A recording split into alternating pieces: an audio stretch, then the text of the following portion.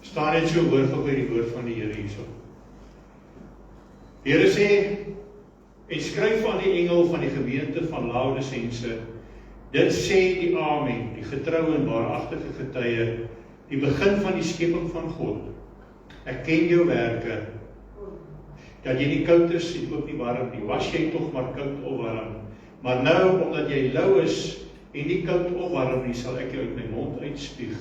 Want jy sê ek is ryk en het verryk geword en het aan niks gebrek nie, en jy weet nie dat jy is wat elendig en beklaanswaardig en arm en blind en naak is nie.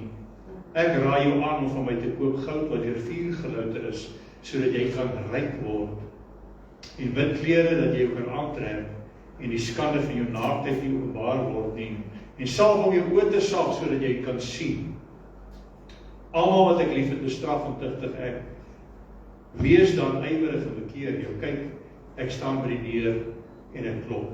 As iemand my stem hoor en die deur oopmaak, sal ek ingaan na hom toe, en saam met hom maaltyd hou, en hy met my.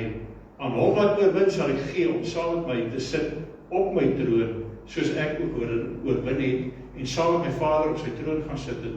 Wie 'n oor het, laat hom hoor wat die Gees van die gemeente sê.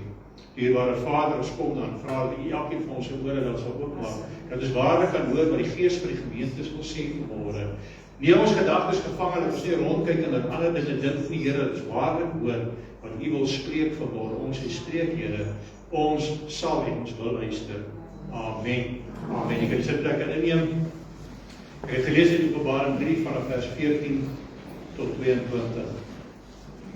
Ek wonder of ek nou vanmôre sou vra, wie is koud? Wie is heeltemal koud?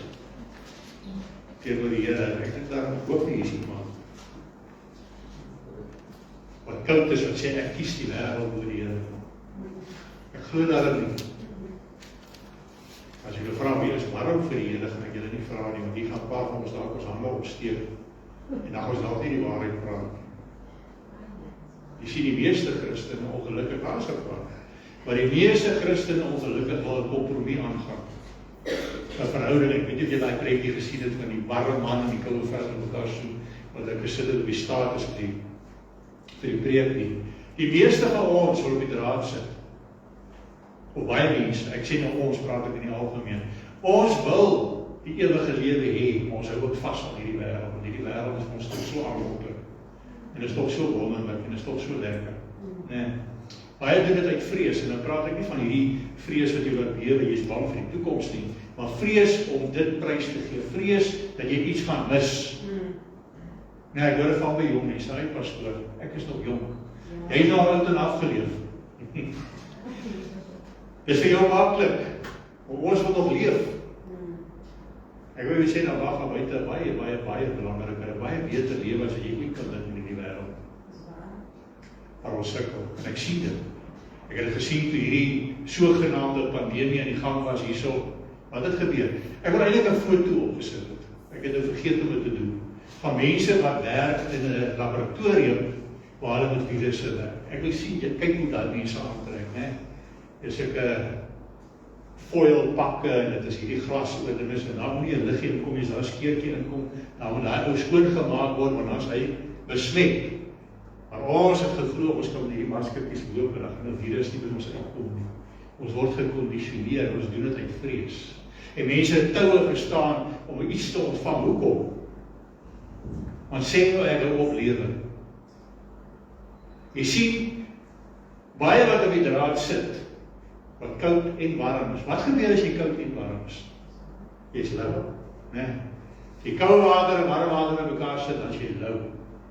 Jy wil die ewige lewe hê, maar die ewige lewe is 'n troos. Dit sou wonderlik gewees het, mense gesê dat hierdie wêreld is 'n troos, maar ek sien uit na die ewige lewe. Maar ongelukkig die meeste sien ek, ons hou vas aan hierdie wêreld en die ewige lewe is maar net 'n troos. Dis maar net 'n troosprys wanneer ek klaar gelewe het. Weet nie of julle dink ek praat nie die waarheid nie, maar ek sien dit oral. Ek het verlede jaar toe die profesie uitgegaan het dat die Here ons gaan kom haal, en ek glo nog steeds die profesie het uitgegaan dat die waarheid is, dat daai profesie van die Here van die 10 maagde in vervulling gegaan het, dat hulle die bruidegom verwag. Dit waarvoor ons nou wag is middernag. die uur wat die Here werklik kom. En dis die uur wat niemand weet nie. Maar iewers gaan dit middernag wees, ons weet net nie waar nie. Iewers gaan dit 12 uur die nag wees, as daar die basyn blaas en die Here sy bruid kom haal. En toe die mense nou hoor dit gaan gebeur, baie het natuurlik verskriklik vinnig gespring om hulle self te laat doop en hulle harte vir die Here te gee. Ek weet nie hoeveel was ware bekerings gewees nie. Maar ek het ook gesien wat baie mense sê, ag, dis nonsens, dis vals profete. En nie omdat hulle skriftuurlik kon bewys dis nie die waarheid nie, maar omdat hulle bang was dit is die waarheid. Hulle wil dit nie hê nie. Hoekom? Want ons is nog vas in hierdie wêreld. Ons hou vas in hierdie wêreld. Ons smeek vir beter dinge en dan kom die Here en hy bring vir ons 'n oplossing en dan wil ons dit nie hê nie. Dit laat my dink aan die volk in Israel. Dan gaan die Israel eintlik in die woestyn. Ek lees nou Eksodus 14, jy hoef nie so te blaai nie, is net 3 versies wat ek gaan lees. Maar wat hier gebeur het is, hulle het gemor en gekla, vir 430 jaar was hierdie Jode in slawerny gewees, en die Here het hulle gehoor, en hy bring vir hulle 'n oplossing. En na hierdie 10 plaae lei hy uit Egipte uit, onder leiding van Moses en Aaron, en hulle trek. En hulle slaan hulle oor terug, en hulle kyk, en hulle sien, die Farao en sy manskap, hier 600.000, die woord van die Here 600.000 Joodse mans, sonder die kinders, sê die Bybel, nou weet ek nie wie die vroue en die kinders is nie, maar saam met kinders praat ons hier van 1 miljoen plus mense, is uitgelei. En nou kom hierdie klop strydwaans agterna en hulle kyk terug, en kyk wat sê die Israeliete. Ek lees hier vanaf vers 10. Toe Farao, dis nou Eksodus 14, vanaf vers 10, toe Farao naby kom, staan die kinders van Israel hulle oë op en kyk, daar trek die Egiptenaars agter hulle aan, en hulle het baie bang geword. Daarop het die kinders van Israel tot die Here geroep, en hulle vir Moses gesê, het u, omdat daar in Egipte glad geen grafte is nie, ons saamgeneem om in die woestyn te sterwe, want wat het u ons nou aangedoen, dat u ons uit Egipte land uitgelei het? Is dit nie die woord wat ons aan u in Egipte gesê het nie? Laat ons met rus, dat ons die Egiptenaars kan dien, want dit is beter vir ons om Egiptenaars te dien, as om in die woestyn te sterwe. Hulle wil graag uit Egipte laat uitkom, maar die oomblik as dit jou dalk iets gaan kos, dan verwag jy maar terug na daardie kospotte. Jy wil maar liewer teruggaan na daardie slawerny, en dit is wat ons is, baie van ons is uit die slawerny van sonde, uit die slawerny wat ons is, as gevolg van die vors van hierdie wêreld, wat die duiwel is, as gevolg daarvan, ons wil bevry word, maar nou sê die Here, daar's 'n pad wat jy moet loop. En nou beland ons in die woestyn. Ons sal eintlik met ons een voet staan in Kanaan, die beloofde land, en die ander wil ons Egipte. Ons wil die voorreg hê om bevry te word, maar ons wil ook die ou dinge nog hê. Ons verlang daarna, ons is in die wêreld vas. Baie van ons steek daar vas. Ek het nie gekyk wat sê Jimmy Swaggart daar van hierdie Bybel van Jimmy Swaggart in King James. Nou vers 12 sê, is not this the word that we did tell you in the Egypt, saying, let us alone, that we may serve the Egyptians. Nou kyk wat sê Jimmy. Hy sê, all Israel could see at this time was either slavery to the Egyptians or to die in the wilderness. So most Christians compromise with the word and stay in slavery. They do not understand deliverance because they're looking for it in the wrong place. There is an alternative to Egypt, and that is to die in the wilderness, and that is the cross. Jy sien, hierdie mense het wonderwerke gesien wat die Here gedoen het. Hulle het plaae gesien wat hulle nie getref het nie. En nog steeds vertrou hulle God nie. Ek het ook vir julle gesê in hierdie kerk, ons sien baie kerke waar mense hande lê, mense raak genees en wonderwerke gebeur, en dit is fantasties en dit is wonderlik. Maar party van ons raak vasgevang, dit is al wat ons heeltyd wil sien. Nog steeds, dis hoekom ek nie baie doen nie, want ek het agtergekom, nog steeds is mense se geloof, al sien hulle die wonderwerke. As jy geloof nog steeds nie daai, ons vertrou nog steeds nie dat God vir ons iets beter gestoor het nie. Ons wil wat in hierdie wêreld bly. Maak nie saak wat gebeur nie. Maak nie saak hoeveel wonderwerke die Here doen nie. In die Nuwe Testament lees ons dit ook baie. Ons wil daar bly. Ons wil vasgevang bly in hierdie wêreld. Ons kies die dinge van hierdie wêreld. En dit is makliker. Ons gaan ons oor reël. Ek het al vir gesê, dat geld wat stom is, maak reg wat grond is, ken dat spreekwoord, nee. Dus elke keer as ek nie aanry Mossel Baai, toe kyk as jy met 'n nuwe kar ry, dan suppos nou lekker, daar's nie 'n probleem. Maar nou ry jy met 'n ouerige kar met baie hoë kilometers, so elke geluidjie wat jy hoor is 'n potensiële breek, né? Nou as jy soos ek nou van 'n ander mannetjie is, né? Nou hoor jy nou elke breek, elkeen is 'n potensiële probleem.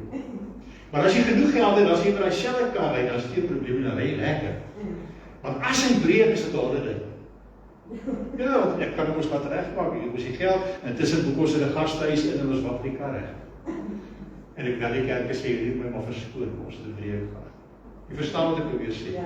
Ons is so vasgevang in die wêreldse dinge. Ekskuus, ek loop eintlik die ding vooruit, maar is 'n ander teks waar ek wil kom, maar die oomblik as ons sien, daar is dalk 'n bietjie probleme en vertrou ons in die Here. Maar die wêreldse dinge gee vir ons troos. Die wêreldse dinge. Of dit nou finansies is, en of dit nou plesier is, of wat dit ook al mag wees, ons is toch so bang, ons mis iets. As ons aan die Here sou vashou. Nou ek het dit vir jou nuus. Wat 'n tipe mense kom in die hemel? Wat gaan jy doen as ek vir jou sê, net volmaakte mense kom in die hemel? Net volmaakte mense kom in die Here. Die Here, vir die Here is niks minder aanvaarbaar as wat jy volmaak is. Ek lees kyk in die week iemand, dit is amper is hierdie, hulle vra, hy's 'n Christen en hulle vra. En die dametjie vra vir hom, kom net perfekte mense in die hemel, hy sê ja. Sy sê, maar is daar iemand in die hemel? Hy sê, ja, is baie in die hemel. Hy sê, maar is hulle dan perfect? Nee, daar is geen perfekte mense nie. Nou, hoe is dit moontlik? Hoe is dit moontlik dat net volmaakte mense in die hemel kan kom en in die hemel vol mense is maar die een is volmaak? Want jy kan net volmaak word in Christus. Die bloed van Christus. Kom ek lees vir jy, dit laat my dink aan die verhaal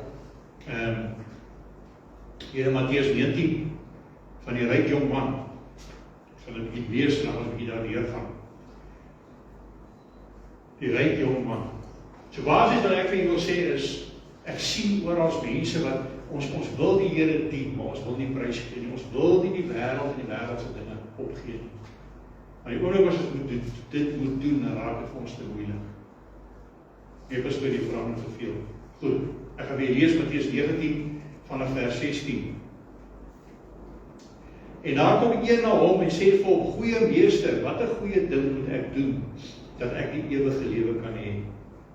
En hy sê vir hom, waarom noem jy my goed? Want niemand is goed nie, behalwe een, naamlik God. Maar as jy in die lewe wil ingaan, onderhou die gebooie. Hy vra hom watter, en Jesus sê dit, jy mag nie doodslaan nie, jy mag nie egbreek nie, jy mag nie steel nie, jy mag geen valse getuienis gee nie, eer jou vader en jou moeder en jy moet jou naaste lief hê soos jouself. Die jongman sê vir hom, al hierdie dinge het ek onderhou van my jeug af. Wat kom ek nog kort? Jesus antwoord hom, as jy volmaak wil wees, maar verkoop jou goed en gee dit aan die armes, en jy sal 'n skat in die hemel hê, en kom hier, volg my. Maar toe die jongman die woord hoor, het hy bedroef weggegaan, want hy het baie besittings gehad. En Jesus sê vir die disippels, voorwaar ek sê vir julle, dat 'n ryk man beswaarlik in die koninkryk van die hemel sal ingaan. En verder sê ek vir julle, dit is makliker vir 'n kameel om deur die oog van 'n naald te gaan as vir 'n ryk man om in die koninkryk van God in te gaan. Toe sy disippels dit hoor, was hulle baie verslaan, sê, nou wie kan dan gered word? Maar Jesus sê hulle aangekyk hulle gesê, by mense is dit onmoontlik, maar by God is alle dinge moontlik. Daarop antwoord Petrus en sê vir hom, kyk, ons het alles verlaat en u gevolg. Wat sal daar dan vir ons wees? En Jesus sê vir hulle, voorwaar ek sê vir julle, dat julle wat my gevolg het in die wedergeboorte, wanneer die Seun van die mens op sy heerlike troon gaan sit, julle ook op 12 trone sal sit en die 12 stamme van Israel sal oordeel. En elkeen wat huise of broers of susters of vader of moeder of vrou of kinders of grond ter wille van my naam verlaat het, sal 100-maal soveel ontvang en die ewige lewe beerwe. Maar baie wat eerste is, sal laaste wees, en wat laaste is, eerste. Nou hier is baie preke, ek het al gepreek hier, uit hierdie stuk uit, baie verskillende boodskappe, wat mens hier kan uithaal, maar die Here praat met my hierdie week, uit hierdie boodskap uit. Kom ons kyk, ek gaan dit stukkie vir stukkie volg. Daar kom een na hom en sê vir hom, meester, wat 'n goeie ding moet ek doen, dat ek die ewige lewe kan hê. Hier is die eerste ding. Mense wil hulle redding verdien. Wat kan ek doen, dat ek die ewige lewe kan hê? Ek het al reeds vir julle gesê, dat ons is geneig, ons wil die saad plant, sodat die boom kan groei. Nou hoop ons die boom gaan vrugte dra, met ander woorde ons wil doen. Maar ek sê vir u, God het reeds die boom geplant. Ek en u is daardie bome, wat hy reeds geplant het. En as ons nie goeie vrugte dra nie, dan wil die God dan sê in die woord, ek wil hierdie boom wat uitgekap geword en in die vuur gegooi word, nee.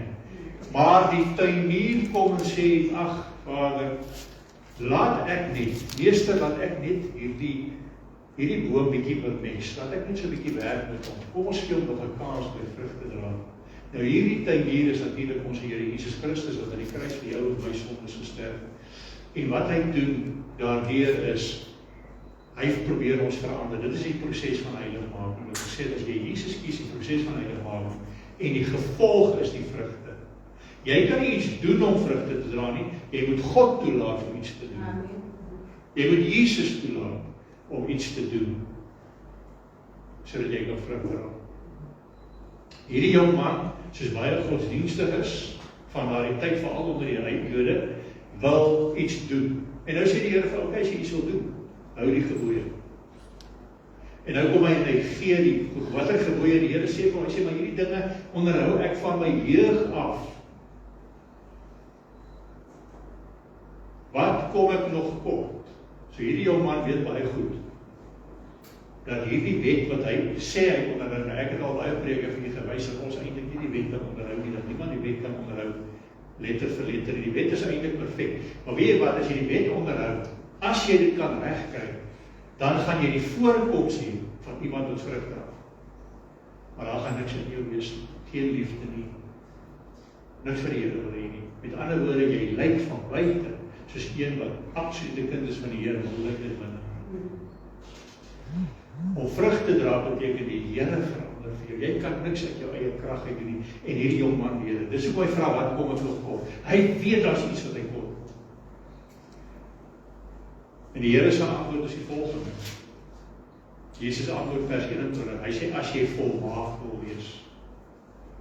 Hy sê snaaks met hierdie jong man nie. Ag, jy is nie tevrede nie, jy wil volmaak wees. Hy besef, hy weet die jong man weet, hy moet volmaak wees, anders kan hy nie koninkryk gaan nie. As jy volmaak wil wees, gaan verkoop jou goed en gee dit aan die armes en jy sal 'n skat in die hemel hê. En kom hier, volg my. As jy volmaak wil wees, as jy mooi daaroor dink, dan dink die jong man seker klaar, eintlik het hy al klaar gejok by die gebooie, want die gebod, die laaste wat die Here Jesus gedoen het, daar is jy met jou naaste lief is as jouself. As jy jou naaste lief gehad as jouself, sou jy mos al reeds jou goeders uitgedeel het, sou jy nie. Nee, maar dit is 'n maak saak, dit is maar net so by gedagte. Maar as jy volmaak wil wees, gee alles weg, gee die wêreld weg. Wat hy van sê is, laat staan die wêreld en volg my. Maar toe die jong man die woord hoor, het hy dit weggegaan, want hy baie besittings gehad. Net soos dat ons het, as jy dink dit gaan oor geld, dit gaan nie net oor geld nie. Geld is baie keer, ek het nou die voorbeeld genoem, dat geld is vir baie keer vry, daai kalmte. Jy sien, dit is die rus, wat mense nie verstaan nie, die godsdienstig nie verstaan nie, van die Sabbatsrus. Die Here het gegaan en hy het vir jou 6 dae gegee werk, wat jy moet iets verdien. Nee? En dan kry jy 'n dag van rus. Maar in Christus, die werk kry jy nie die werk nie, jy het jou rus in Christus, jou Sabbatsrus. Daarom het hy ook daardie ding volbring vir ons, net so te loos. Daar's niks wat ons kan doen om te verdien. Maar ons kan, ons moet alles prys. En Jesus sê, dit sal makliker wees vir 'n kameel om die oog van 'n naald te gaan, as vir 'n ryk persoon. Met ander woorde, 'n mens wat die wêreld dien, eintlik alle mense, skiet te word. Alle mense skiet te word. As dit nie vir Christus is nie, dan is dit makliker vir kamele om die oog van 'n naald te gaan, as vir enige iemand om die koninkryk te kom. En die disippels verstaan dit. Anders sou hulle geantwoord en gesê, gelukkig is ons alright en ons is nie ryk nie, nee. Maar hy sê dan, hulle vra hier, hulle sê, nou maar wie kan dan gered word? Hulle sê dan met ander woorde, niemand kan gered word nie, want hulle verstaan wat die Here Jesus sê, hy praat van die wêreld, hy praat van die wêreld waar ons vas is, die wêreldse dinge, waarvoor ons so lief is. En Jesus se antwoord is vir die mens, vers 26, hy sê by mense is dit onmoontlik, maar by God is alle dinge moontlik. Wat hy hierso sê is, dis wat ek bedoel het, hy gesê ek die wet vervul. Ek het nie die wet kom wegvat. Ek het kom vervul wat ek en u, Jesus het kom vervul wat ek en u nie kan doen. Hy het vir ons die deure oopgemaak. Met ander woorde, deurdat ons in hom is en hy in ons is ons volmaak. Die Here Jesus maak ons. Hy wat volmaak is, as ons die Heilige Gees toelaat om in ons te kom woon, dan is ons, met ander woorde, uit genade, is ons dan volmaak, laat die genade, maar ons moet dit aangryp. Ons moet dit wil hê, en om dit te kan doen, moet ons die wêreld prys gee. Dat beteken nie, jy mag nie lewe nie, maar die wêreld mag nie belangriker wees as Christus. As jy werklike liefdesverhouding met Jesus het, ek praat maar uit persoonlike ondervinding, en dit gaan nie oor my nie, maar ek praat uit persoonlike ondervinding. Ek sien mense wat so lief is vir Jesus, dit gaan net vir hulle. Hulle sien uit. Want ek het ook mense gesien toe hierdie pandemie was en verlede jaar waar mense het hulle gekke gemaak. Hulle het gesê ag hulle is fools omdat hulle glo die Here kom haal hulle. Maar hulle het uitgesien. Hulle het uitgesien want hulle wil by Jesus wees. Dis nie omdat hulle gekke is nie. Dis omdat hulle werklik lief is vir Jesus, omdat hulle weet daar's iets soveel beter wat vir hulle wag. En baie van hulle het goeie lewens hier op aarde. Baie van hulle, wie sou dink is daardie wat absoluut niks het om te verloor. Nee, daar's baie wat ek gesien het wat soveel het om te verloor. Dit weet dit so goed gaan. Maar hulle wil by Jesus wees. En dis wat die Here wil hê. Dis die volmaaktheid. Want ons werklik lief is vir hom. So lief dat ons as bruid van Christus sê, nee, nou los ons al die ou dinge. Ons wil by die Here wees, nee. Vers 28 is baie interessant. Ook in vers 27 dan kom Petrus, jy weet, hy het seker gedink, okay, great. Wonderlik, Christus alles moontlik, maar ons het actually ons ou bootjies en ons nette en alles verlos in Jesus gevolg. Dan moet daar iets wees vir ons, bietjie ietsie ekstra. Hy sê, Petrus sê vir hom, kyk, vers 27, ons het alles verlaat en die gevolg, wat sal daar dan wees vir ons? En Jesus sê vir hulle, voorwaar ek sê vir julle, dat julle wat my gevolg het, in die wedergeboorte, wanneer die Seun van die mens op sy heerlike troon gaan sit, julle ook op 12 trone sal sit, en 12 stamme van Israel sal oordeel. Ek weet nie of julle hierdie dingetjie agtergekom het, elke diens gevolg in die laaste 3 weke. In die wedergeboorte, wanneer die Seun van die mens op sy heerlike troon sit. En julle. 3 weke terug, het ek 'n klip in die bos gegooi. Ek het gesê, ek het gepreek oor Jesus Christus, en wat die Fariseërs wat daar toe kom en sê, wat moet ek doen? En hy sê, as jy nie uit water en gees, Nikodemus, hy sê vir Nikodemus, as jy nie uit water en gees gebore word, kan jy die koninkryk van God nie erwe nie. En uit watergeboorte is wat ons almal deurgaan, wanneer ons uit die moeder se skoot uitkom, waar water breek. Dis die watergeboorte, maar ons moet ook 'n geestelike geboorte hê. Uit gees, want die woord van die Here sê, vlees en bloed kan die koninkryk nie beerwe nie. Vlees en bloed kan nie die koninkryk ingaan nie. So dit wat ons moet hê. Toe het ek 'n klip in die bos gegooi, toe sê ek, alright, ons gaan deur 9 maande wat jy ontwikkel en dan word jy gebore uit water. Nou wat moet gebeur vir jou om weer gebore te word? Proses van heiligmaking. Nou sê ons altyd, maar wat kom nou eers nou? Ons doen as ons hy besluit geneem en sê ons is wedergebore Christen. Ek het verlos om 'n bietjie te dink daaroor en sê, is 'n wedergebore, want iemand het dit gesê, is eers na heiligmaking, is weer 'n proses. Toe het ek die voorbeeld gebruik van Jakob en Rachel, en hy die vrou gaan soek, hy het gegaan na Laban toe en hy soek vir Rachel, hy moet daar trou en hy moet 7 jaar vir haar werk.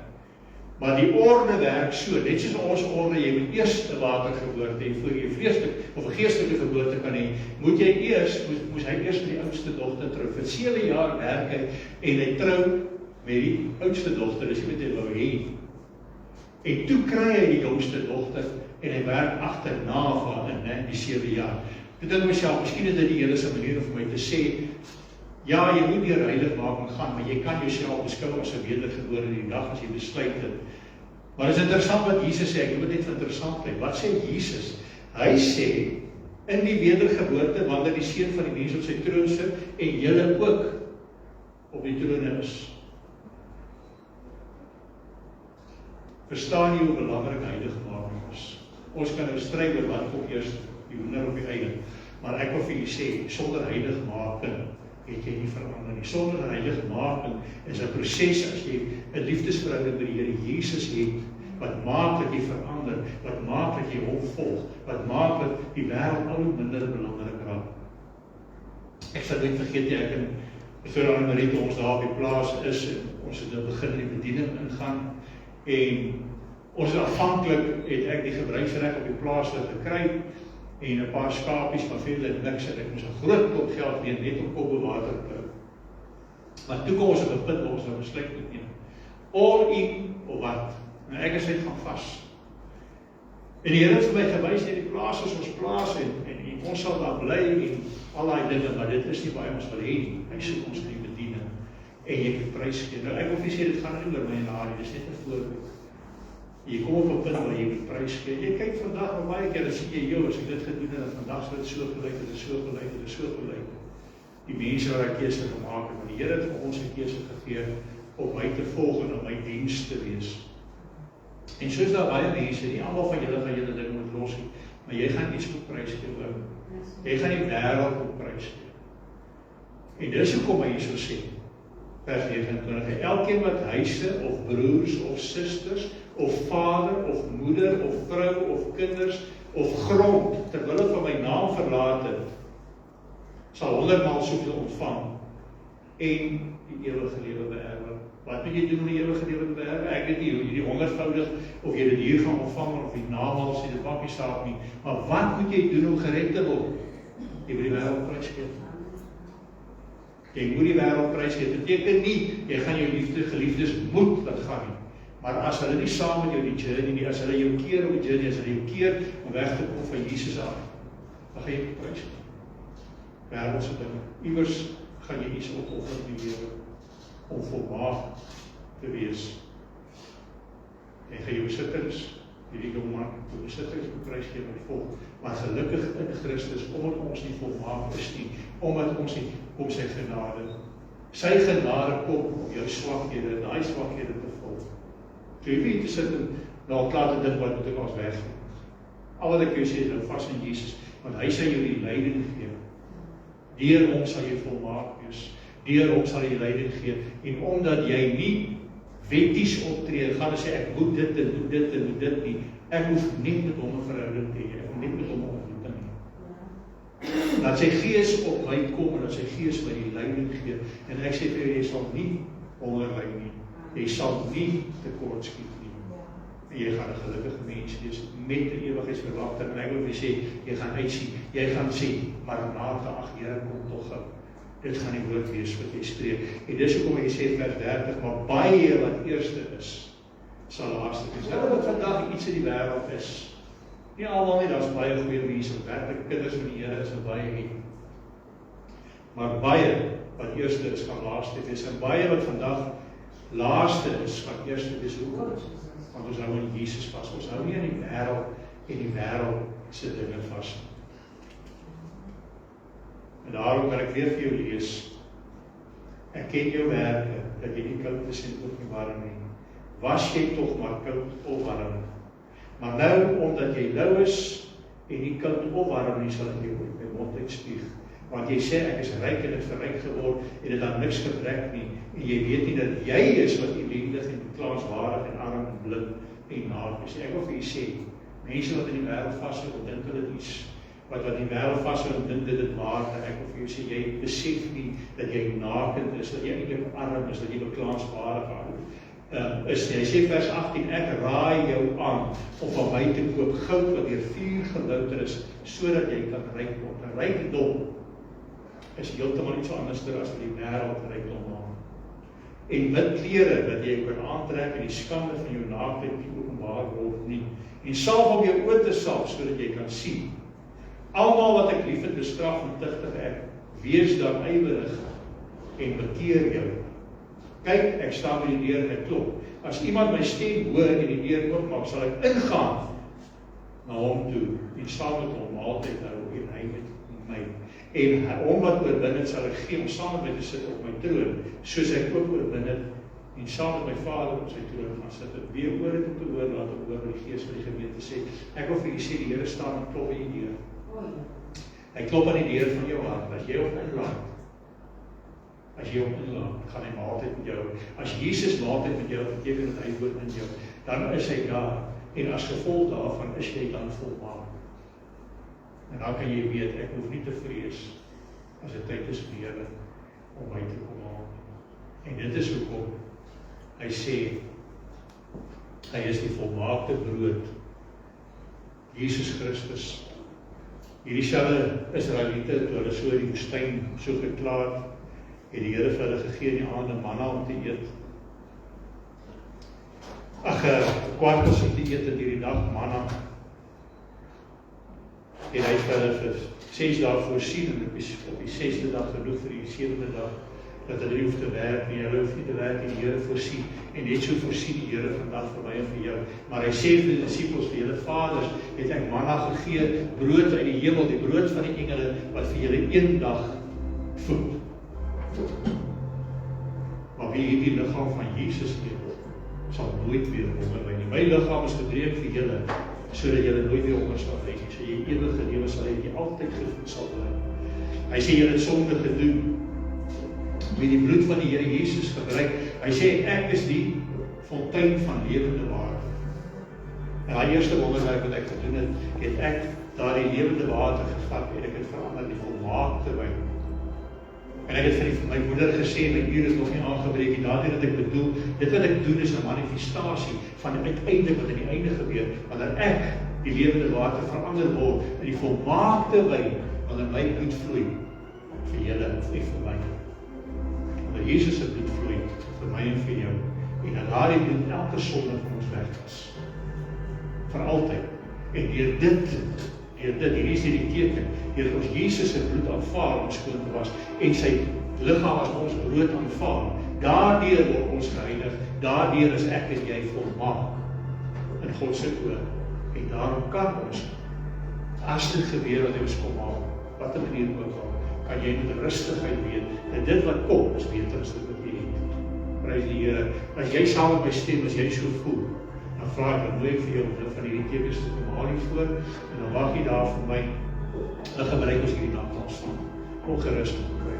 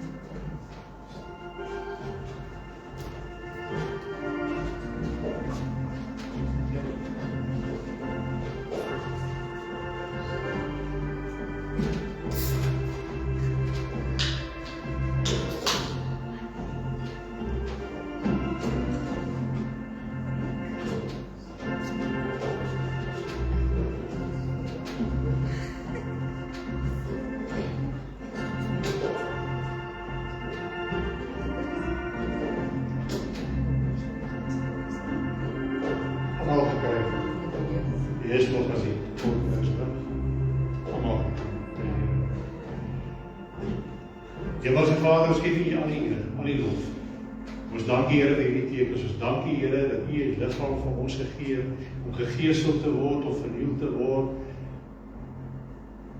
sodat ons nie daardie straf hoef te dra nie. Ons dankie Here dat U wêreld toe gekom het, vlees geword het, 'n vrou gebore geword het, sodat U as volmaakte vir ons kan volmaak wees, en dat U hierdie straf ons kan dra.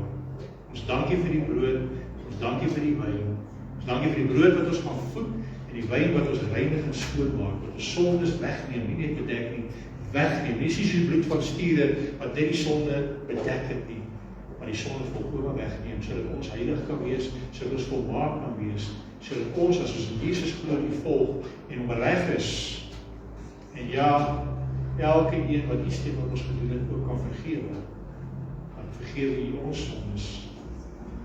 En dan is ons volmaak. Seën hierdie tekens liggame dat ons gekook, dat ons hernie, en dat U daardeur verheerlik sal word. Seën die hande wat dit voorberei het. Ons bid dit in Jesus naam. Amen. Amen. Kan die brood neem, eet tot verheerliking van die Here, en weet dat jy gevoed sal wees vir altyd. Glo dit in Jesus.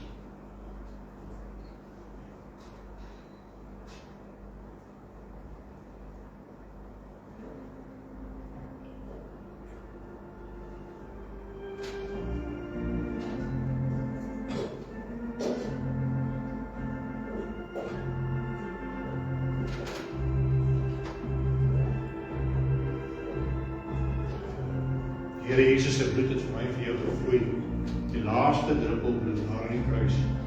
Begin daar in die tuin van Getsemane, geëindig in die kruis, toe hy sy laaste asem uitblaas en sê, dit is volbring. Omdat ons dit glo, drink ons hierdie druiwesap en die wyn wat Jesus Christus bloed verteenwoordig, tot vergifnis van sondes vir altyd. Jesus naam.